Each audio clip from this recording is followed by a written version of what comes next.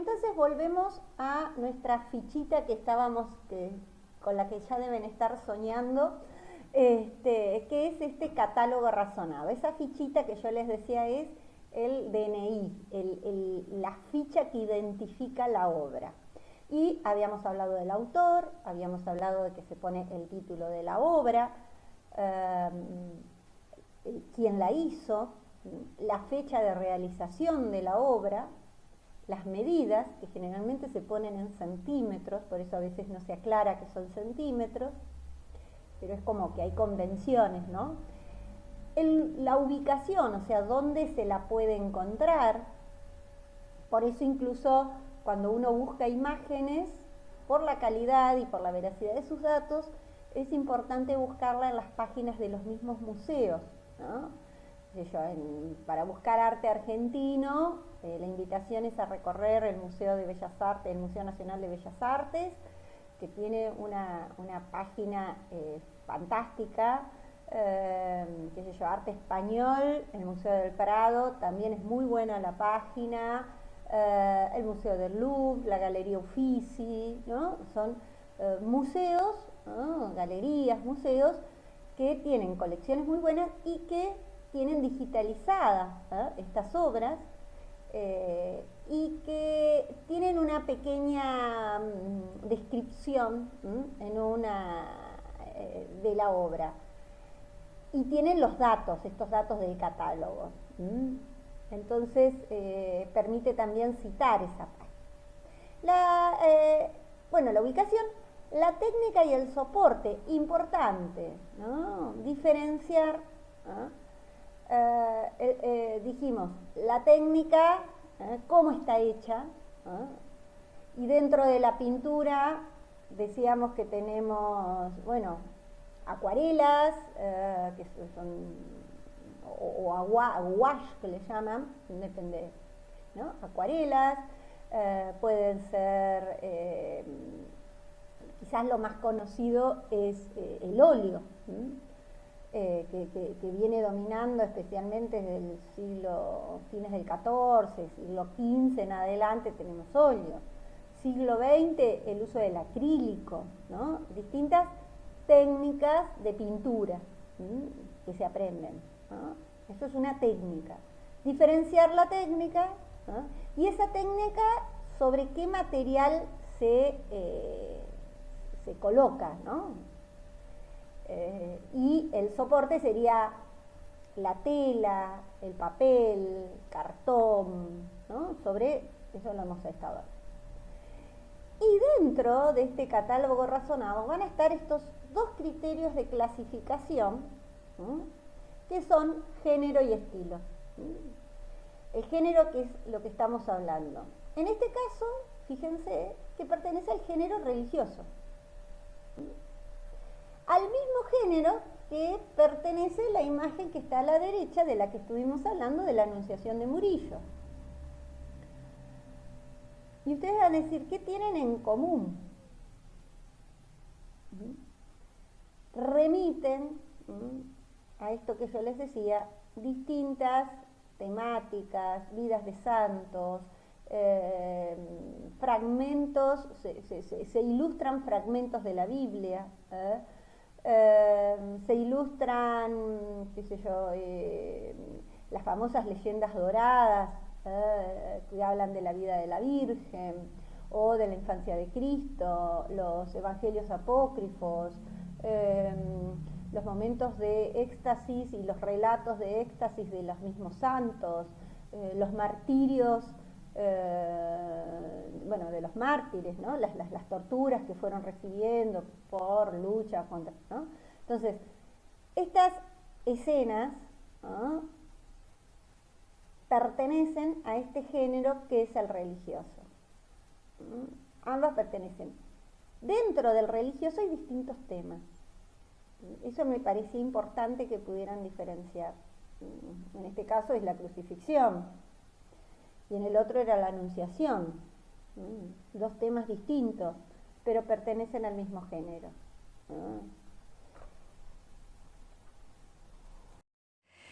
Entonces, acá les dejo 3 imágenes, podría hacer un sinfín, de otro tipo de género, que es el retrato. El retrato surge más vinculado ya no a lo religioso, sino en el Renacimiento se produce este resurgir de un género que ya había tenido antecedentes cuando se representaban, en especial eran las máscaras mortuorias y aquellos bustos de los antepasados, en el caso de las familias patricias de la antigua Roma, ¿no? Esta idea de quedar en el bronce, quedar en el mármol, como una manera de...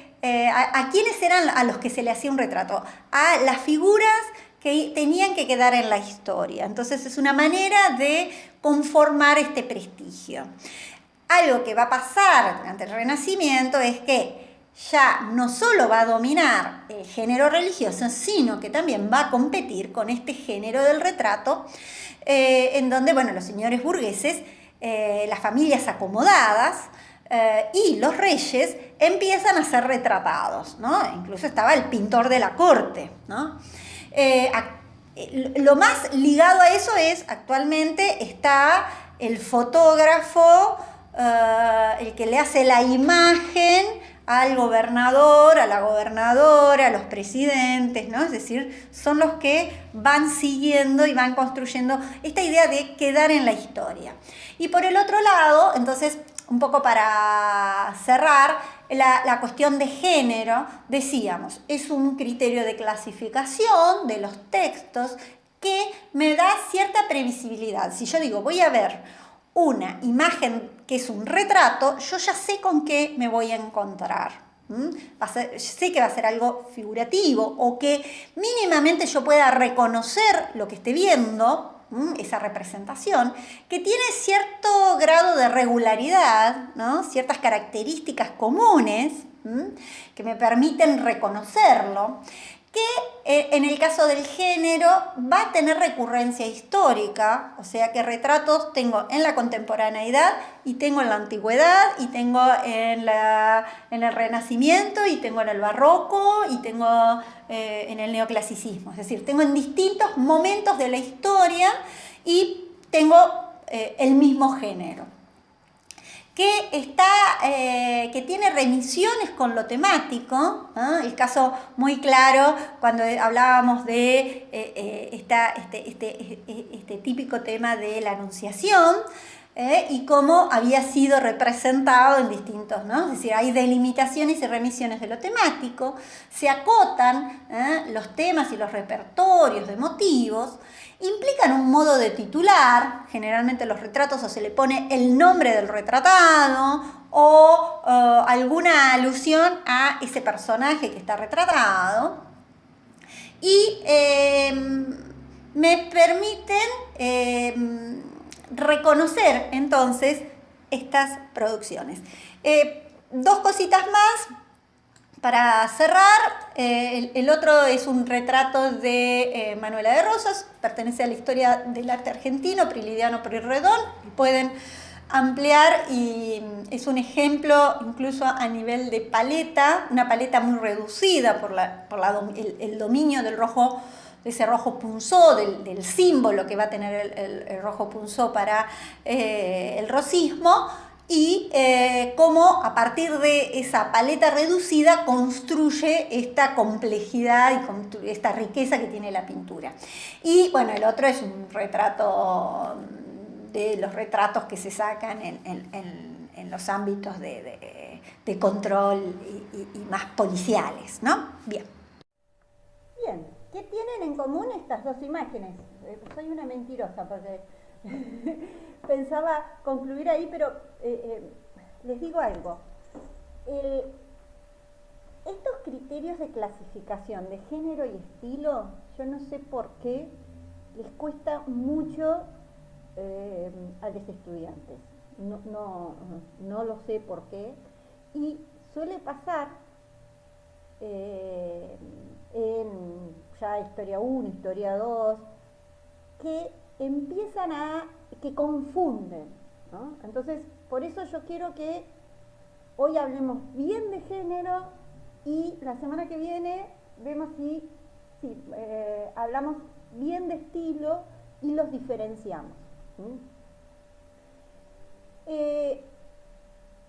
Voy a ser media insistente, volvemos a lo mismo. ¿Cómo clasificamos? ¿Cómo organizamos? Y entonces decimos, en este conjunto, en esta bolsa, voy a poner todas las imágenes, que no me interesan la técnica que estén hechas, en el soporte en el que estén hechas, si son bidimensionales o tridimensionales, todo eso no me interesa cuando las voy a clasificar según el género. Cuando uno clasifica, piensa en algo que se llama criterio de clasificación, o sea, uno arma una pauta, ¿no? Decíamos, comida que me gusta, comida que no me gusta. La pauta, el criterio de clasificación es el gusto, sería, ¿no? El gusto personal de la comida. Entonces, ¿cuál sería el criterio, ¿no?, con el que clasifico? El género, ¿no?, en este caso. ¿Qué toma en cuenta para clasificar el género? No tanto cómo está hecha, sino, podríamos decir, de qué se trata. Y dentro de ese de qué se trata, ya no me interesa si es la representación de la imagen de un emperador, la representación de la imagen de un delincuente, la representación de la imagen de un prócer, o la representación de un amigo. En los 4 casos sería un retrato. Porque ¿qué tienen en común como género? Es la representación de una persona que puede presentarse en distintas poses, pero la que domina la composición, la persona, la o las personas, porque también puedo tener retratos de grupo, de conjunto. En este caso le tendríamos el retrato de Ambroise Vollard, amigo de Picasso, representado en un estilo distinto, ¿no? Representado en el como se va a representar a partir de las vanguardias desde el cubismo. Pero reconozco, pese a toda ese tratamiento formal, yo reconozco que ahí hay una persona que tiene un plano, ¿no?, que hay un enfoque dado y que lo que domina la composición es la figura de esa persona, ¿no? En el caso de la escultura, vaciado en bronce, una escultura que se ubica en un espacio público, que es tridimensional, que es mucho, porque es en espacio prácticamente natural, y es la representación de Felipe IV. Nobleza, la aristocracia, el gobierno. ¿Y para qué la hace? Y ya no es un cuadro que va a estar en un espacio interior, sino que es un monumento que se ubica en un espacio. Pero comparte con el cuadro de Picasso, que es un retrato. En este caso, ¿cómo le llamaríamos? Retrato ecuestre, porque está sobre el caballo. Ecuestre por el caballo. Pero digamos, en ambos casos son el mismo género. Distintas disciplinas artísticas. Distintas funciones, podríamos decir. En uno es representar a alguien cercano, en el otro tiene que ver con una función de legitimar el poder, de decir, bueno, miren, acá está el retrato de San Martín, ¿no?, que tenemos en el monumento, que incluso se ha estudiado en qué se basaron cuando se estudian los monumentos en el espacio público. En la Plaza San Martín, en Viedma, está el retrato de San Martín, y es un retrato ecuestre, es un monumento, ¿no?, pero pertenece al género del retrato. ¿Observan la diferencia? Bueno. Y bueno, en esta sociedad